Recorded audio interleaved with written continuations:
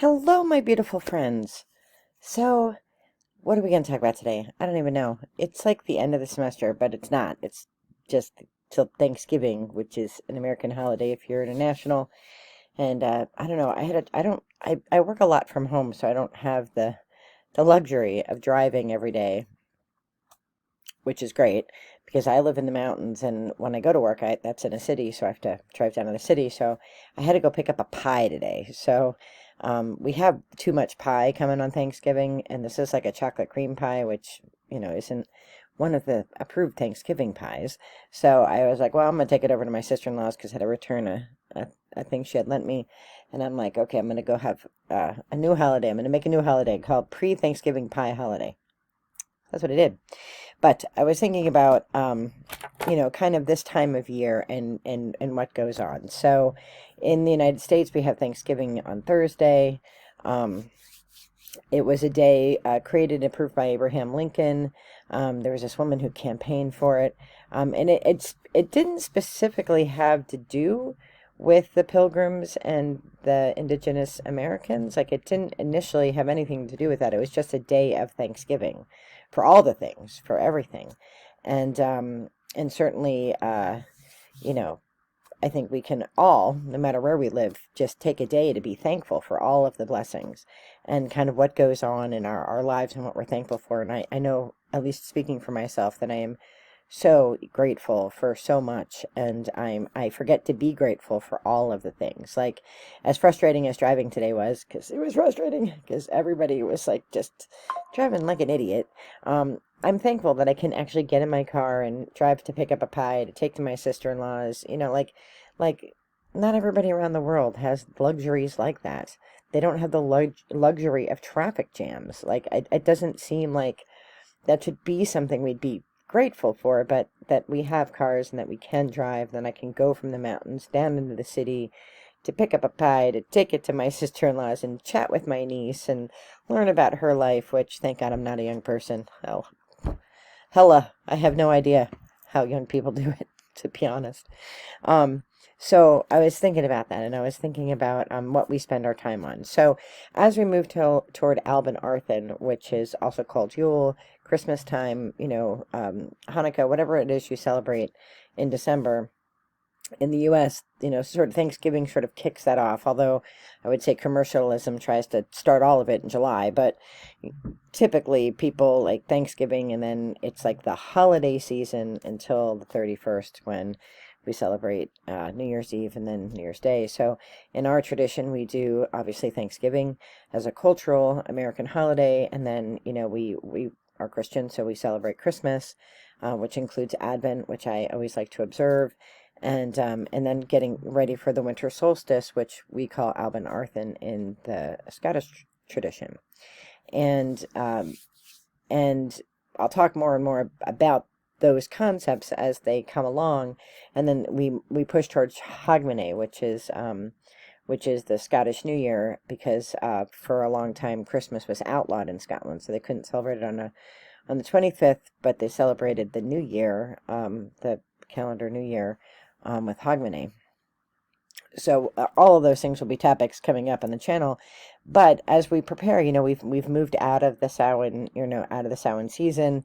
We're in this sort of, dark period of the year, the time of the year where we can reflect, and it's quiet time, it's learning time, it's time for reflection, and what do you do with that? So I do a lot of things, and if you know me in my personal life, I am always busy. I have always been busy. Ever since I'm a wee tot, I have been busy. I've just been a busy girl. I'm busy. So I do a lot of volunteer work. I do a lot of philanthropy. I teach. I've always taught more than I've had to. I've always done projects and other things with work, and I've done, community things. And when I was involved in the church, I did church things, and I volunteer with disaster recovery with the American Red Cross. Now I'm our supervisor in our local area, but I specialize in the big Category 5 kind of events. So there's always trainings and things that have to be done. And of course I play the bagpipes, which, takes, time and effort and practice. And, I do a lot of things. And sometimes I'm so busy that I'm so distracted from being grateful, that I'm not as thankful for the things I get to do. I am trying to slow down a little bit, believe it or not, and people are going to be like, I'll believe that when I see it. But it's true, like I really do a lot of things. And so, like, for example, tonight there's a pipe practice that I'm not at. And I'm playing for an event called 12th Night, which is in January.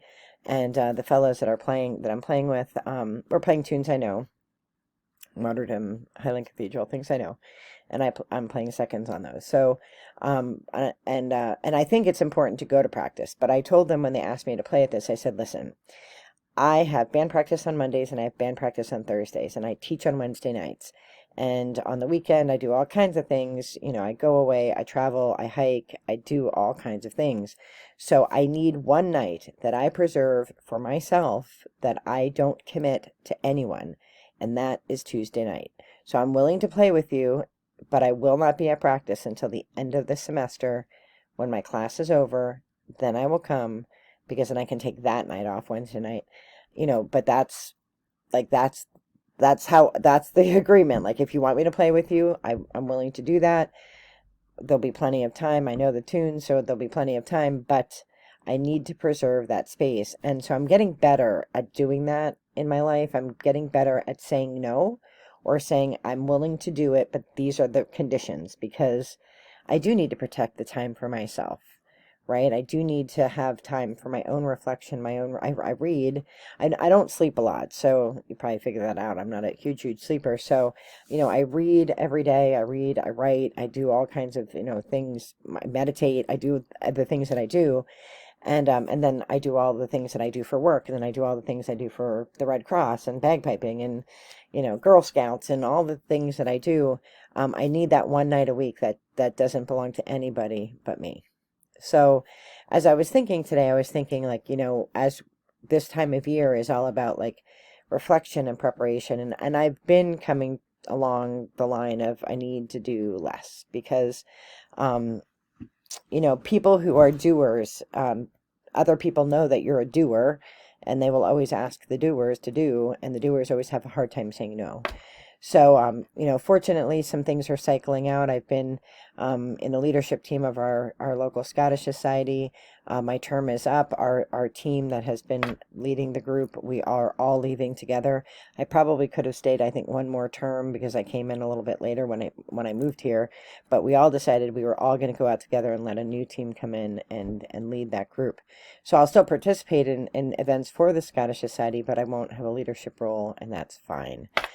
Because I picked up Daughters of Scotia, which I do have a leadership role in, but it's less of a commitment as far as time is concerned. I've done, I mean, I still take care of the little bit of trail that I'm in charge of here, call it the Great Triangle. I take care of that trail, and I'll still continue to do that because I'm going to hike it anyway, so I can pick up garbage while I'm hiking. I do that anyway on any trail I'm on. So I'll still do that, but I've stepped away from being on the board of the Appalachian Long Distance Hiker Association. I've stepped away from leadership roles in things like Sierra Club and American Mountain Club and stuff like that. So I've stepped away from those things because they take time, and they take like chunks, weekends, and big chunks of time to do. So I've stepped away from those things for now. Doesn't mean I mean I'll still participate in events that all of those groups have. I just don't need to be in charge. It's time for the younger people to take up the gauntlet. And I'm really trying to preserve my reading and writing space, because that is important to me, and my playing space. Like, I was thinking, you know, after my last video, I was thinking, you know, I practice my music for the bands that I'm in, and I'm playing great music, but music that's picked by other people. You know, what are the tunes that I want to play? Like, what are the things that I want to play? And so I spent some time, you know, each day, like looking over we have these tune books called the Scots Guard books. I've been looking over those, and I've been listening to music, which I always do. And I'm like, you know, here are the songs that I want to learn. Here are the things that I want to play. Neither band plays a lot of dance music. I love playing dance music. I like to dance. I like Scottish dancing. So I like to dance. That's actually my exercise routine. People are like, how are you losing weight? Because I'm doing a jig every night in my living room. My neighbors have not yet killed me, so That's good. So I've been practicing that in the sword dance because it doesn't feel like exercise. I think when like people say like you have to go exercise, I just no, that's nonsense. But I can dance. I love to dance. So and I love Scottish dancing. So um, I want to play more dance tunes, and I like to play slow airs. I really do like slow music. I said I either want to make people dance or cry with pipes. Marching is okay. I mean, that's typically what a lot of pipers do, but is march music because they play in parades. But I know a lot of marches and they're good, but they're marches, and I feel like I will always learn more marches. I have to pause because my son has come down and he makes noises and faces at me, and it's distracting. So I'll be right back. Young adult male boys will rip you any way they can. Anyway, where was I? So as we go into this darker season, I'm thinking about the things that I should focus on. Definitely my piping. I'm always inspired after a Pocono workshop, but I have a concrete goal. I do want to compete as a soloist. Even if I come in last place, it's fine. I don't want to come in last place, obviously, but I mean, even if I just do it one time and I come in last place, to say that I've done it, that I've marked it off my bucket list. And I do enjoy playing out, and I do enjoy St. Patrick's Day, even though I think St. Patrick probably wouldn't be too fond of what we do here in the U.S. I do like to play at bars and get people dancing and get people to love piping music. So that'll be a focus. I'll still maintain, of course, the Red Cross and the things I do with them. And but I am moving away from some other things. I've some bigger work things coming up. So I needed to make space for those things. And really, it's just a time to look at all the things that we do and then decide what can stay and what can go. And it's okay to say, you know what, I'm going to put this to the side for now. Maybe I'll come back to it later. Heck, I never thought I'd come back to bagpipes, and here I am 20 years later playing the Red Fox. Who knew?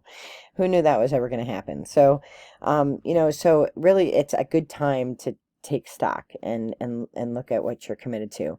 I thought I would pull a rune just to get spirits, ideas of what, spirit thinks I should focus on. So let's do that. I have all my stones out. And if you're new to the channel, I read rune stones. I don't read tarot. I do read oracle cards if I think that they will help the message. I'm not always called to pull oracle cards, and sometimes I pull a few from a few decks, sometimes just one deck. And what I keep in my rune bag, I keep a green man stone, just to remind me that we're all connected to nature and that our wisdom comes from nature. I have a St. Bridget's coin. That just reminds me that St. Bridget was a woman of action, and that I always want to be a woman of action. I have two stones from the Isle of Iona. One is one that I picked off of the beach and brought home, and I liked it. And then there was one that came in a card deck that I use sometimes, but I wanted to support the culture and the community of Iona, which is it's an island in the Western Hebrides of Scotland. I went there for my 50th birthday to play bagpipes where the original Macbeth was buried. I'm an English professor and interested in Macbeth. So these are my runes. These were, I have lots of different runes. My favorite set of runes was made by my niece, but they're so fragile that I can't use them anymore. I bought this set of runes in Scotland in Inverary, which is also where my favorite pipe band is, and my favorite hotel. In fact, when Dave talks about Scotland, his favorite place in all of Scotland was Inverary. So he loved the George Hotel, and I loved it too. So we're going to ask Spirit to give us one rune of what I should focus on as I'm preparing and getting ready for Alban Arthan. So I typically just, put my energy in the bag and ask, Spirit, my spirit guide, Seth and Adam, my Archangel Michael, my saints, which are Bridget and Columba and Patrick, and Saint Therese, and of course Jesus and the Mother Mary, to just, guide, guide the pulling of a rune and the message that comes with it. It's all based on intuition. Runes don't tell the future. Runes are an alphabet. If you wrote in runes, it is pretty accurate to the way English is spoken. If you if you want to nerd out, you can look all this up, but the Elder Futhark alphabet actually captures a lot of the sounds that are in English more than the English language does. So let's pick, and then I just kind of feel around for a stone that, kind of sticks in my fingers or feels different than the others. Sometimes it happens right away, and sometimes it takes a minute or two. We have one that's stuck right here, and it is Othala. So Othala is all about ancestral wisdom and thinking about our place in the world with the wisdom that we're given from our ancestors. I write down all of my rune notes and other notes and things that I do, prayers and other rituals that I do. I collect leaves and all sorts of things in this book. And I like to read it, even though I know what the stone means. I like to read it anyway, because sometimes words will jump out at me. And, so Othala is inheritance. And it means ancestry, possessions, heritage, experience, values toward enlightenment, journey, ancestral roots, homeland, product of ancestral evolution, leave a legacy, be a beacon of hope, peace, and light. God, I love that. Connect with the community, spread ancestral wisdom and knowledge. It's our duty to help others it's our duty to reach enlightenment, to create a better world, and to share knowledge and prophecy. And, that really is a calling, right? In the things that we do, that's a calling. When we get so busy that we're so distracted, and we're just kind of like head down grinding, we miss out on opportunities to make the world a better place because we're so focused, on what's right in front of us. So I think that's a great message. I am going to rely on some cards just to see if there's anything else Spirit wants to say. So I shuffle 3 times, I knock 3 times, and I blow my energy in. So here we go. So here are the cards. I use this Celtic Spirit deck. This is my favorite deck. I have other decks that I use, but this is my go-to, my favorite deck. The edges are worn, just like me. I was over at my sister-in-law's today eating pie, and my niece, I apparently they call them a drug rug now. We always call them Bajas. And it has a huge hole in it. She's like, Aunt Beth, you need to get a new one of these. I'm like, no, it's got a hole in it. It's not perfect, and neither am I. I don't throw out people when they're not perfect. I'm not throwing out a Baja. She's like, it's just a drug rug, Aunt Beth. Be it as it may. I like it. Let's see if Spirit has anything to add to this message. Maybe Spirit will, maybe Spirit won't, but we do 3 passes. Whatever pops out is what we keep.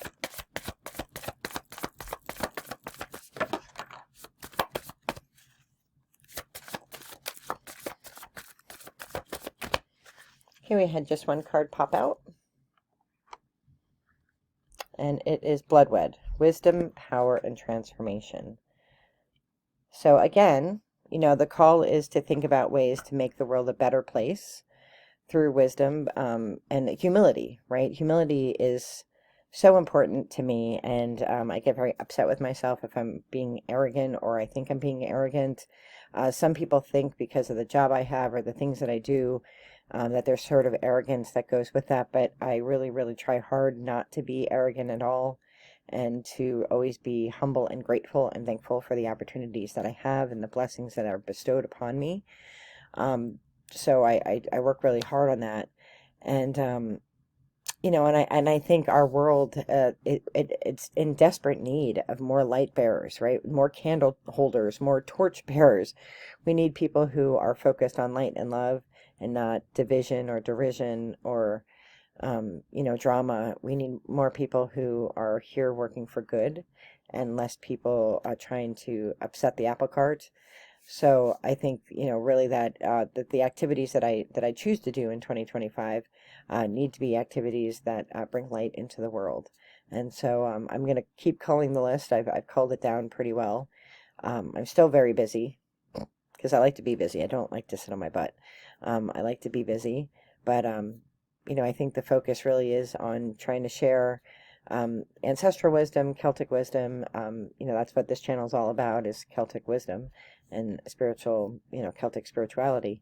So I think I know what I'm going to focus on, but I'm going to go journal now because things come to me when I write that don't come to me when I speak.